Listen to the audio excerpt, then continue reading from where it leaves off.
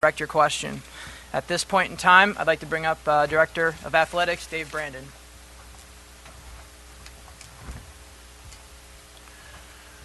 Good afternoon. Yesterday, I met with Rich Rodriguez for several hours and conducted a thorough review of our football program. I had prepared my evaluation of the program fundamentally examining the following performance measures: performance in competition, recruiting and retention, academic performance, leadership, university image as it relates to our players, and university image as it relates to our coaches. Rich and I agreed at the start of the meeting that we would have an open, honest, and direct exchange on all of the issues connected to these performance measures. We agreed that this meeting would not conclude with any specific go-forward decisions or conclusions. I wanted the opportunity to reflect on the meeting and take the evening to reflect on the conversations that we had, and we agreed that we would get back together today to further discuss any next steps. It was a professional, helpful meeting that afforded me the opportunity to review the entire program with the coach and gather all of the information I needed to make an important decision. I met with Coach Rodriguez this morning and informed him of my decision to relieve him of his responsibilities and to pursue new leadership for our football program. I believe this is the best decision for the future of Michigan football.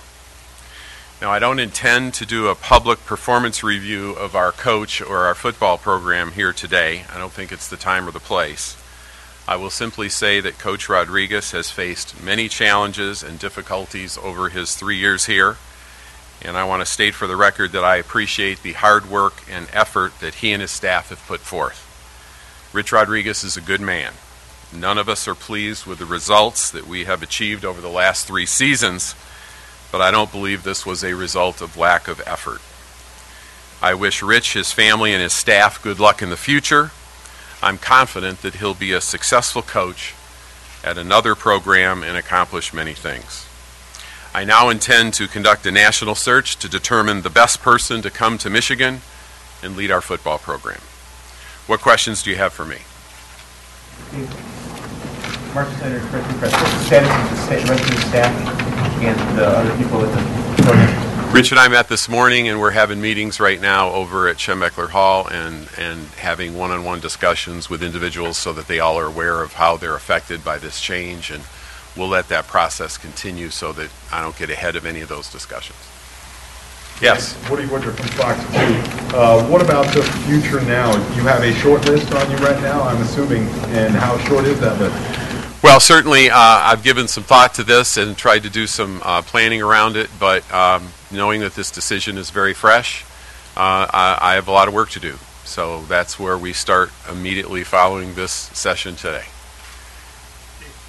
Will there be a search committee, or is this going to be your call in the end? No, I don't intend to create any committees. Certainly there are people out there that are close to the program whose judgment and whose experience I value, and all of them have constantly, since I got this job in March, reached out and made their advice available, and so I'm sure there's no lack of advice in this job. But certainly it's my job to pick out those folks who give me the best advice and can help me make the best decision for Michigan football.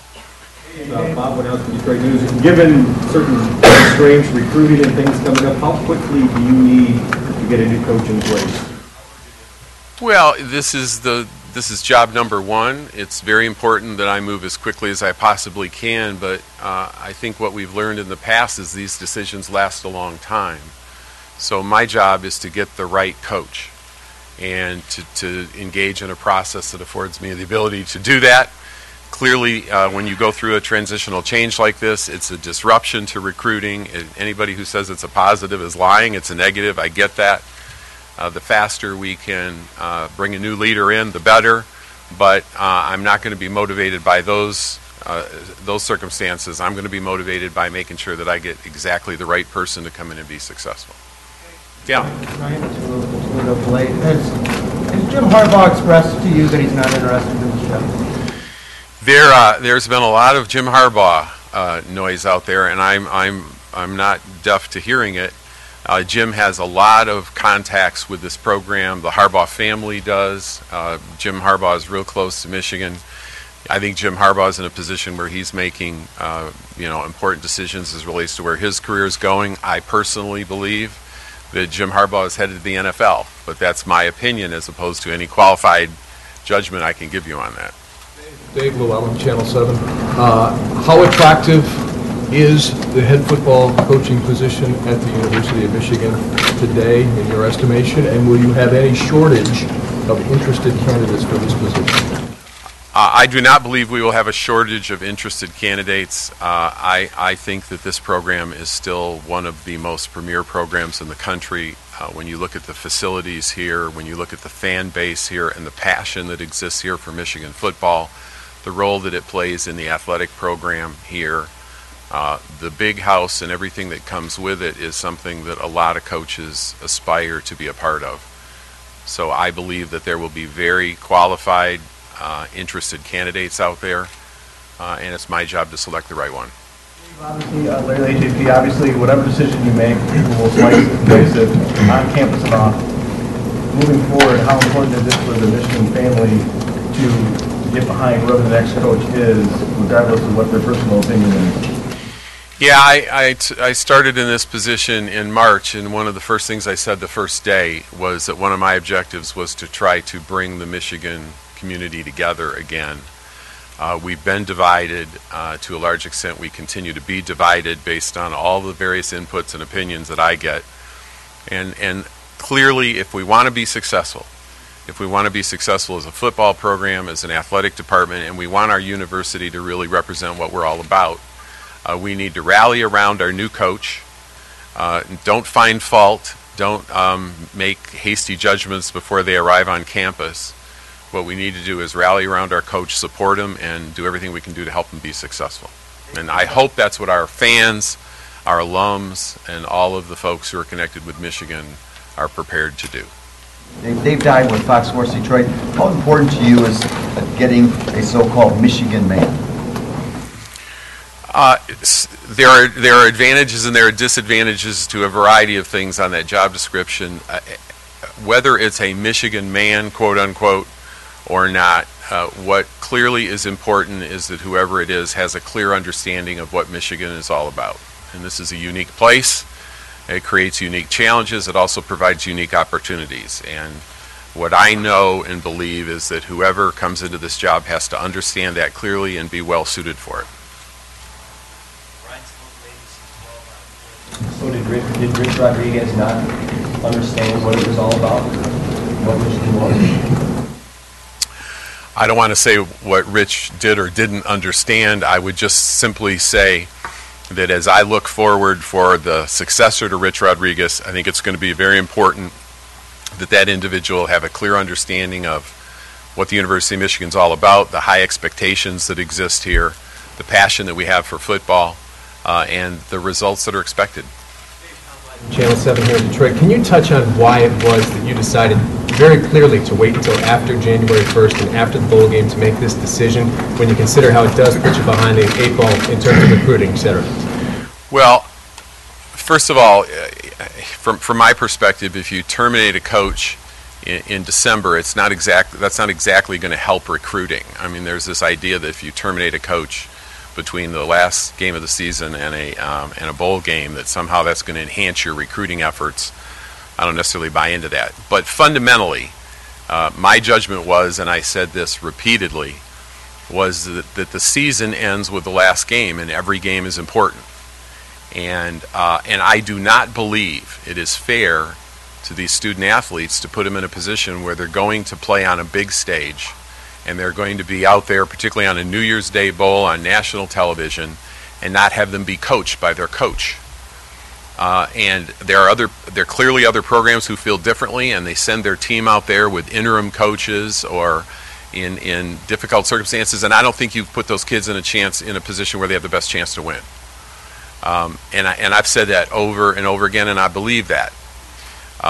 And truthfully, as we got into the back half of the season, I was looking like everybody else. I was looking for signs of improvement and progress.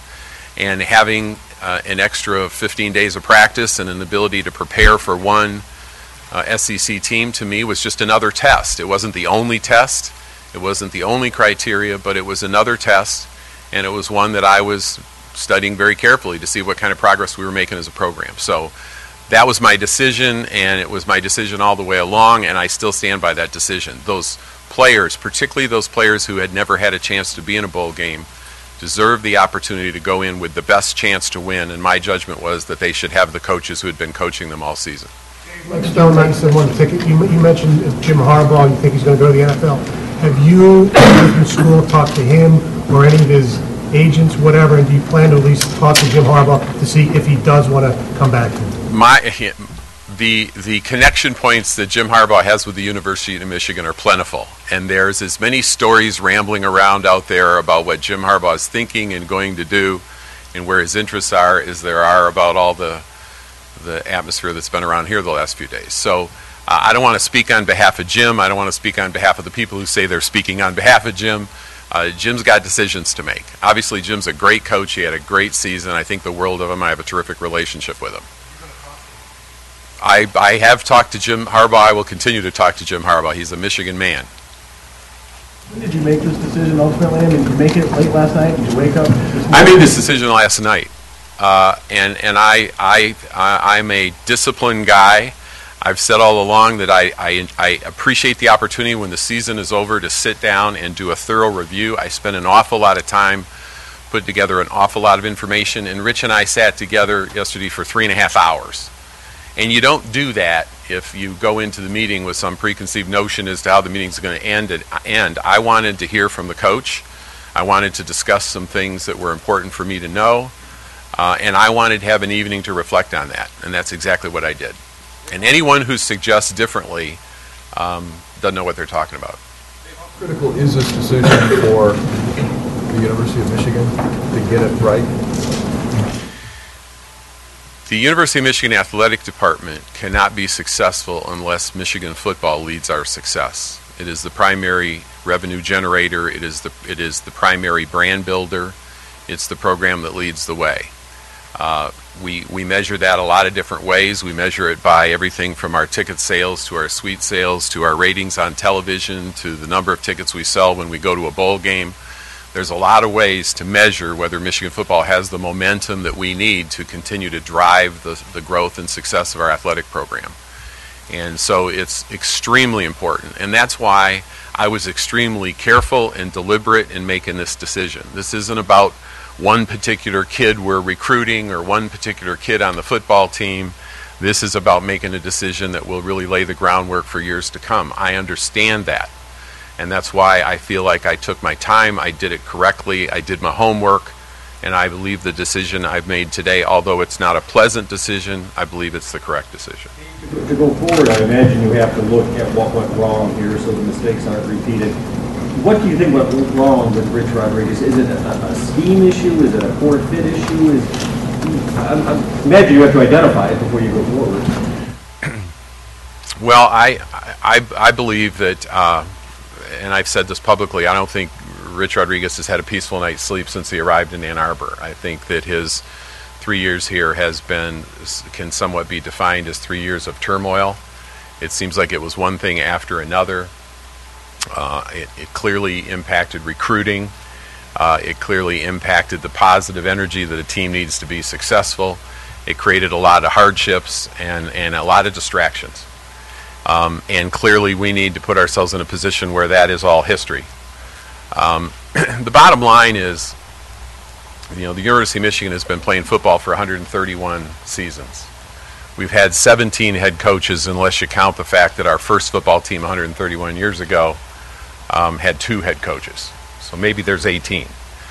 But what I want you to know is that our win-loss record, our percentage win-loss record overall over the last 3 years is the worst in our 131 season history. I can't recall exactly when the Big Ten was formed or when we first started participating in a conference, but whenever that was many, many decades ago, when you compare our current win-loss percentage in the Big Ten to our conference win-loss record over that time span, it's the worst we've ever had. Michigan is not used to this. Michigan fans expect more than this. So do Michigan athletic directors. And so we need to put ourselves in a position where we get competitive again, both within the Big Ten, which is critically important, as well as nationally. And we have to put ourselves in a position where the leadership that we have and the momentum and energy around the program is positive enough to carry us back into that level of play. Sabrina Hancock, WDIV. What other qualities besides knowing this program do you have to have in your new head coach? Well, the job description of the head coach of the University of Michigan football team is an elaborate one. They become a significant spokesperson for the university. I believe that Michigan athletics is the front door to the University of Michigan in terms of the shaping of the brand and the image of the brand. And this individual is a very high-profile person who becomes, to a large degree, a name and a face that's very important to the university. This individual has to be able to compete at the highest level. The expectations here are extraordinarily high.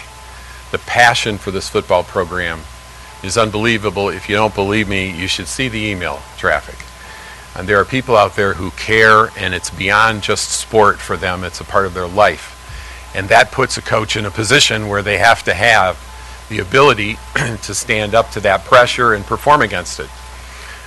We play difficult schedules.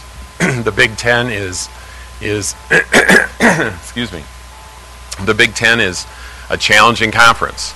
It's a smash-mouth conference with big teams. You saw what happened on television last night, and you saw how difficult it has been for us to go nose to nose with the big guys in this conference. We have what I call the benchmark competitors as part of my review here at Michigan, and it's important that we win all our games, and it's important that we're competitive for all of our games. But I look at Notre Dame, Michigan State, Iowa, Wisconsin, Penn State, Ohio State, and any bowl opponents as my coach used to call those red letter games. If you want to be successful at Michigan, you better win more than your share of those red letter games. And those red letter games over the last 3 seasons, we've been 3-15.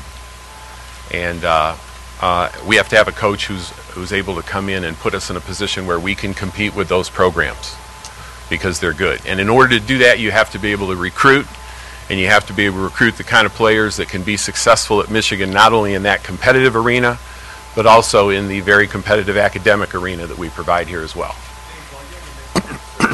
Upon who does the onus fall to keep the current players on the roster satisfied? Because clearly when Lloyd retired and Rich took over, there was a loss of some key players, and that was a big issue in terms of turning this around. Yeah, it's a great question. The risk factor is just there whenever you have a transition. And you can almost expect that this is going to create unsettledness among some student athletes, and particularly if there were any student athletes that were uncertain as to whether they wanted to be here or they were comfortable with the program, it creates even more uncertainty. Our job will be to communicate with our players in such a way that they give us a chance to see this process through and give us a chance to introduce them to the new coach and make sure that they have a clear understanding this is still Michigan. The reason that they came here is hopefully for a great Michigan education and a great Michigan football experience. And they're going to have to trust me that I'm going to go out there and find the kind of coach that can help them be successful. And we'll be talking to them about that a lot. Were players informed of this? When were they informed? How did that work? It's a very difficult set of circumstances because, I mean, hell, I had a meeting with the coach yesterday, and before I got out of the meeting, it was reported what the outcome of the meeting was. So it's a very difficult thing when you've got players, particularly today, who are starting classes, and that's where we want them to be, to try to sequence anything in this world where it doesn't leak out and become something that they hear from somebody else. So we're gathering them together after classes today, and we will be speaking to them, and we will be having a lot of one-on-one meetings with them, and I've got people on my staff who are prepared to interact with those players and hopefully provide them as much information as possible, and I intend to get with them very soon and spend some time with them as a team myself. Visits by recruits this weekend, and if so, who will be in charge of that? We will be delaying visits that were previously scheduled for this weekend. Brian Townsend, who's my assistant as it relates to the management of the football operations, will be working with Chris Singletary, our recruiting coordinator, and we'll be communicating with, we're already communicating with those parents and those those prospects to reschedule their time here in Ann Arbor for their visits. Along those lines, will you address the players such as Bernard Robinson, who clearly came here to play for Rich Rodriguez and may not want to stay if Rich Rodriguez isn't here? I'll talk to any players and have. Believe me, I've talked to some players over the last few weeks, not because I've sought them, but because they wanted to speak with me, and I'm quite happy. I'm not their coach, and it's not my role to necessarily engage with them, but if a player wants to talk to me, I've always taken the meeting, and it's always been very helpful. It certainly has in the last few weeks. And so if a player wants to reach out and have a one-on-one meeting with me or a group meeting with me, they'll have it, because that's the kind of guy I am. I'm accessible. And later this afternoon, are you going to address them and tell them anything? We're working out the details as it relates to that meeting this afternoon. I don't know whether I will necessarily be at that meeting. If I'm not at that meeting, I'll be at a meeting very soon with them. You mentioned that you've spoken to Jim Harbaugh, you continue to. Is that in opening? I've spoken to Jim Harbaugh several times over the last couple of years. And as I say, I mean, I know so many people that know Jim, and I know Jim, and I'm just telling you, there's this whole network out there, and it's very accessible, and it's very fun to listen to with all the conjecture that's taking place. But I will tell you again, my personal belief is that Jim Harbaugh is going to end up with a really, really a challenging opportunity in the NFL. That's what I think. We'll see. Pressure for you to hire someone who runs an offense similar to Rich, maybe conducive to immediate success, or are you willing to go a complete 180 and let him? No, there's no pressure to try to find somebody that fits this offense. But I will tell you this: one of the things that I look for is a coach who can modify their approach and their attack based on the personnel that they have. And I think that's an important discussion to have with any candidate, because we know who our players are, and we know what we have, and we know what they're used to and what their experience has been. And I'll be very interested to hear from candidates, how do they think about that, and how do they try to take advantage of that, as opposed to there's only one way and this is the way. I think that's a great topic of conversation with candidates. Defense has struggled so much. Is there a thought of getting a defensive-minded head coach?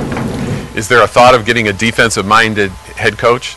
There's a thought of getting a defensive-minded everything. I want the ball boys to be defensive-minded. How do you deal with the perhaps competing entities, be they former football alums or donors, what have you, that want their guy? Yeah, I can only say that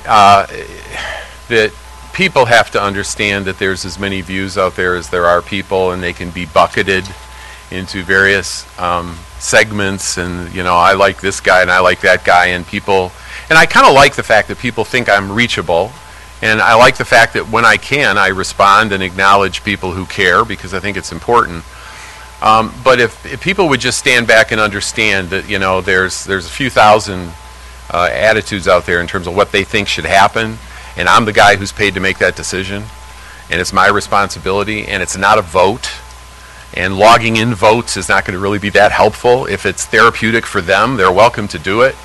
But at the end of the day, I'm in possession of the information. I know who the candidate pool is. I'm the one who's sitting down and doing the interviewing, and ultimately I'm going to make the best choice for Michigan. And I'm not going to be influenced by polling and all of the wonderful suggestions that I get from people who are really not all that close to the situation.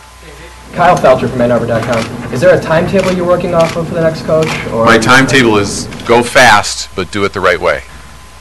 Dave, for the size of this job, do you need either a high-profile person or somebody who has a lot of head coaching experience to fill this job? My personal belief is the requirements of this job really lend themselves to someone who's led a team and who has head coaching experience and who has recruiting experience and recruiting roots. I think that's a significant advantage to any candidate for this job. Should it be somebody who's coaching a BCS conference? Not necessarily. How important is recruiting experience? I mean, is Tressel a bad coach? I think he seems to be doing pretty well down there, at least against us. How important is recruiting experience in the Midwest, Michigan? think it's fundamentally important.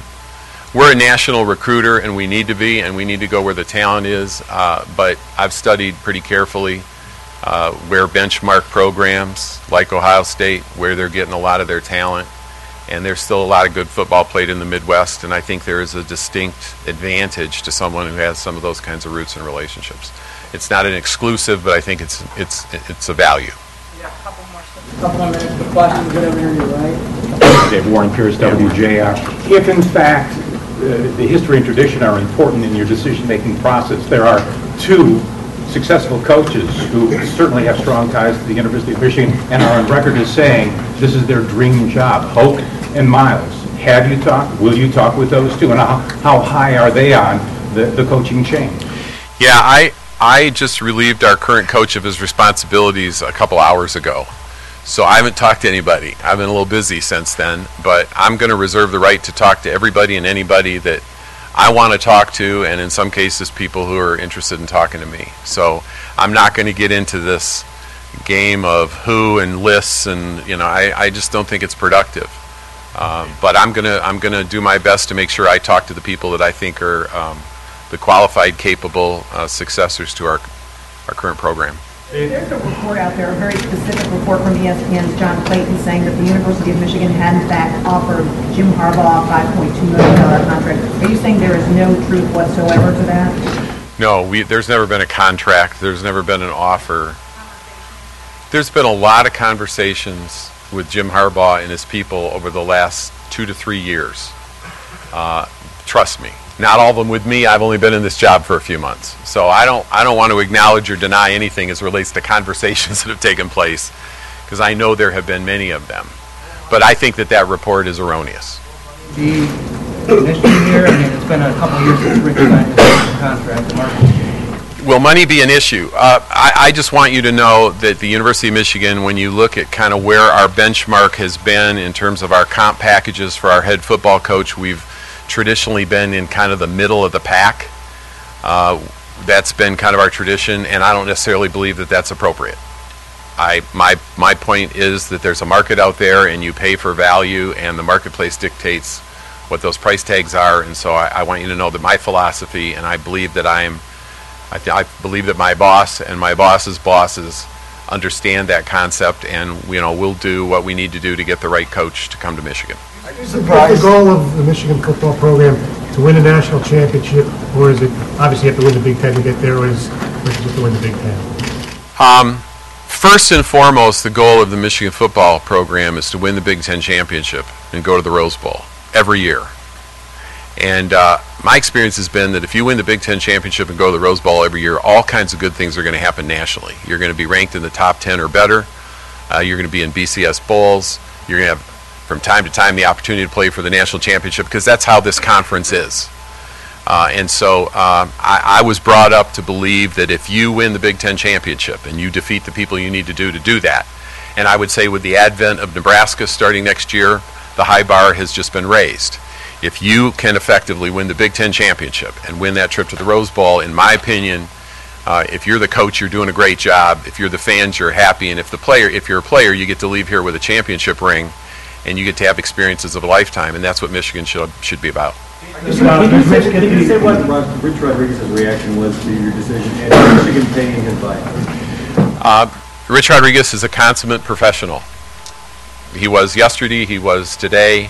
Is he disappointed? Of course he's disappointed. Who wouldn't be? I know he's frustrated because he would have loved to continue. But I have nothing bad to say about Rich or the way he's conducted himself. I think when you consider the as he would refer to it, the drama that he has dealt with from the day he got on this campus, and in fact some of it started before he ever got here, I think he's handled himself in an amazingly controlled and measured way. How about the buyout? The buyout is what the buyout is. So, the contract's pretty clear, and it's a matter of public record. Are you at all surprised that Harbaugh apparently is looking more toward the NFL than coming back here? I don't know if surprise is the right word. When you have a bunch of billionaires chasing you around, trying to convince you to come be a part of an NFL program, and with what all the trappings that come with that. If Jim feels like he's ready for that, and those kinds of offers come his way, I mean, who would blame him? Who would blame him? So, and again, this is just my opinion based on what I see and hear out there and what seems to be emanating from some of the people that are close to Jim. Recently, where you thought that he did look more towards Michigan than the NFL? Oh, well, listen, it's no mystery that there's been a lot of times in years past where Jim has expressed an interest in coming back here. Don't report that as a news flash. That's been the case. Would his comments about academics a few years ago be used against him? No. All right, guys. Hey, before we end, I did want to let you know that Coach Rodriguez said that he will not be available for interviews today, but that he would be issuing a statement, which I will forward on to every one of you at some point later on this afternoon. Okay. Tom. Thanks, everybody. Thank you.